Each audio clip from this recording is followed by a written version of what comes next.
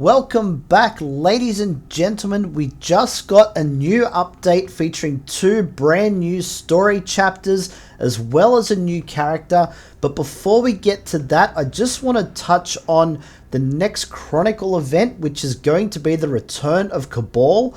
I know you might be a little bit sick of these returning events rather than brand new ones, but stick with me because I have made a few changes to Kabal, which I think could lead to something a little bit bigger, which I will discuss in a minute.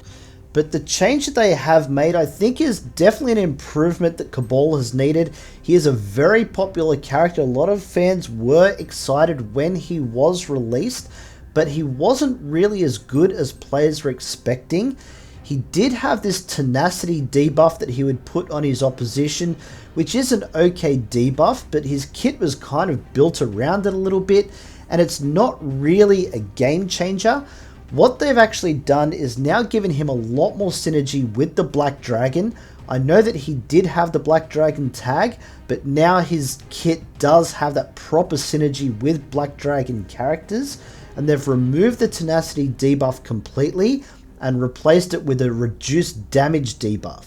This is going to make him a far better character to use in battle. If you have invested in Kabal and the classic team, you'll be much more effective against the MK1 team because they have such big damage dealers in MK1 Scorpion and Kenshi. By being able to reduce their damage, you're going to be able to last in that battle a lot longer and hopefully take out some of those characters a lot faster. On top of that, he will also allow Classic and Black Dragon teammates to have any damage over time effects stack. This is going to allow you to do a lot more damage, especially if you're applying things like bleed and burn, those kinds of effects. You're going to be doing a lot more passive damage, cutting down those characters so much faster. Now you're probably thinking that the Black Dragon don't really have a big presence in the game at the moment, so what's even the point of doing that? If you have a look at the characters that the Black Dragon has other than Kabal, you've obviously got Kano in there, Eren Black, Deadeye Eren Black, you've also got the Black Dragon Sniper and Firestarter. Out of all of the characters for the Black Dragon, only the Firestarter is a melee character, everyone else is a ranged. I'm not going to start being the one to preach to you guys about putting resources into Firestarter or Sniper. Please don't do that. Some of those minions might have a little bit of viability at the very start of the game, but if you've already got other characters in your roster, these characters are going to be outdated pretty quick. Don't waste your resources on them. But running a full team of ranged characters isn't going to be very viable either. So what I'm actually thinking this is the Chronicle events are going to start introducing some more Black Dragon members to make Kabal even stronger in a Black Dragon team. Now the most obvious character that they could bring in is a better version of Kano. Obviously the one that's in the game, the base one, he's an okay character once you put some resources into him, but having a warrior, assassin or defender would be a lot better. You could really do a lot of damage with Kano. Other than that, there's not a great deal of Black Dragon to draw on that I think people would be willing to invest a lot in. Obviously Kira and Cobra did come into it at one stage. You've also got everybody's favorite character from all of MK, which of course is Jarek. No, you guys don't agree with me? Okay, please, no hate, it was just a joke. Obviously, you've got Kabal and Eren Black. I'm not sure if there will be other versions of them that they could bring in, but obviously you don't need more ranged characters. But before you go out and rush and summon Kabal into your team, unless you've already invested in the classic team but maybe missed out on him the first time, I wouldn't go summoning him just yet.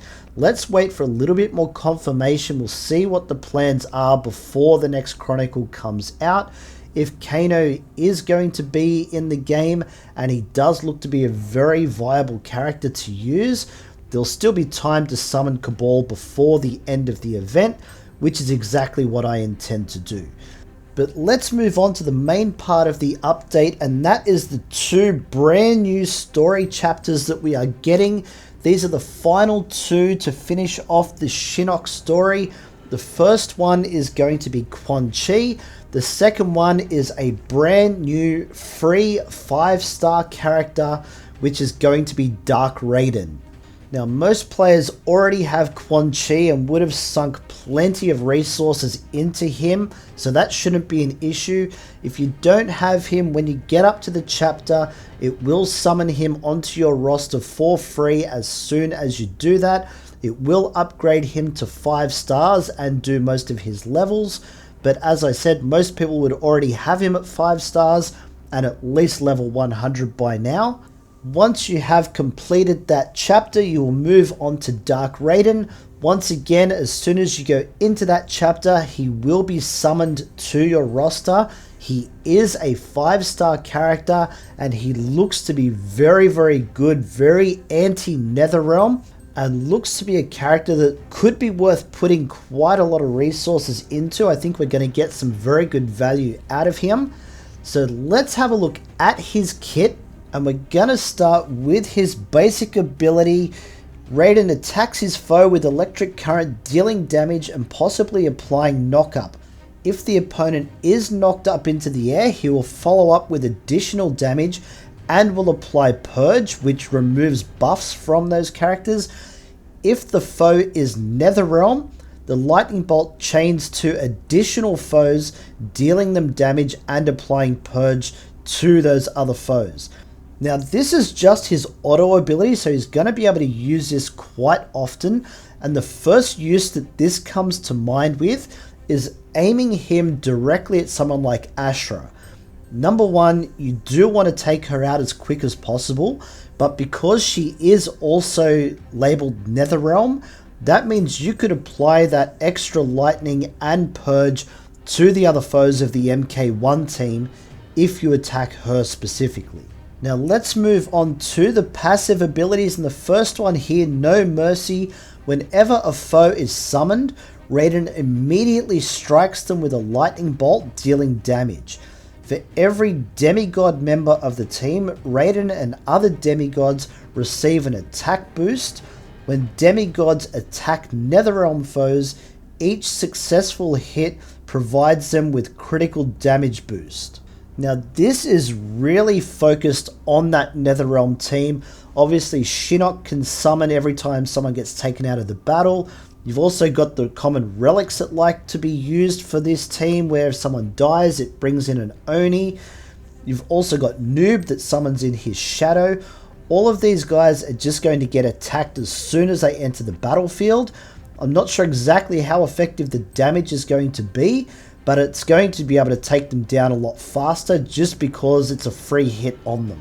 As for the demigods, I'll circle back to that one in a minute, but let's move on to the second passive ability. For each demigod team member at the start of the battle, all demigods receive a boost to their resistance towards control effects.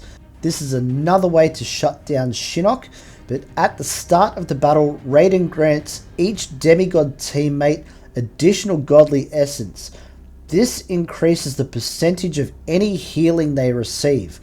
Once per match, Raiden can revive a demigod teammate, and if you upgrade that to at least level 4, when they are revived they will have a full special meter, so they can hit their special as soon as they come back.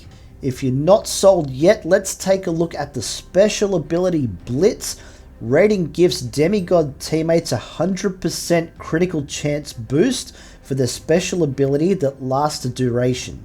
He then blitzes his foe, unleashing a string of staff attacks dealing damage and leaving them in a state of stun for a duration. If that target is Netherrealm, Raiden will continue to pummel them with additional damage and hit them with knockdown for a duration. This ability is all about timing. You want to make sure that when you trigger this, all of your other teammates have their special ability ready to go, so that way they can take advantage of a definite critical hit from it. In terms of teammates, if you're wondering who those demigods are that you can team him up with, obviously you've got the base level Raiden, you've got both versions of Fujin, and you've also got Fire God Liu Kang, who was a good character at one stage, but they seem to have toned him down a little bit. Maybe this is a way to get him back into the game and one of the more dominant characters. If you're able to boost Raiden's combo meter, there are a few extra things to add to this kit. The first one at level 1, after a successful block, Raiden calls down a storm of thunderous lightning, dealing damage to foes within an area of effect. That's one thing that you're going to need to be looking out for when you do put gear on him. Look for that block substat. The more you can build this up, the more that is likely to trigger, just dealing a lot more damage. Then at level 3, this is an addition to his special move. After Blitz, Raiden follows up and blasts his foe with intense flashes of electricity that deal damage and purge all of their buffs. In terms of gear, I'd probably be looking to run a crit chance and crit damage set. If you can get that crit chance above 50%, that's when you want to run the crit damage. Otherwise, you will just be running an attack set. But do everything that you can to get that crit chance up, because if you can take advantage of all that extra damage, it's really going to help Raiden pack a massive punch. As for the relic, save up those arena tokens and get that imprisoned red dragon if you don't have it already.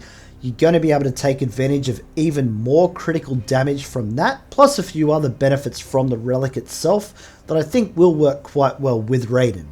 For the story mode itself, each chapter is quite a bit more difficult than what it has been in the past. Obviously, as it's progressed, the difficulty does get much harder, especially trying to get the 3 stars on everything. My advice is just to push through chapter 9 with the best characters that you have. You can always come back and get those extra stars later, because once you get through chapter 9, you'll be able to unlock Dark Raiden.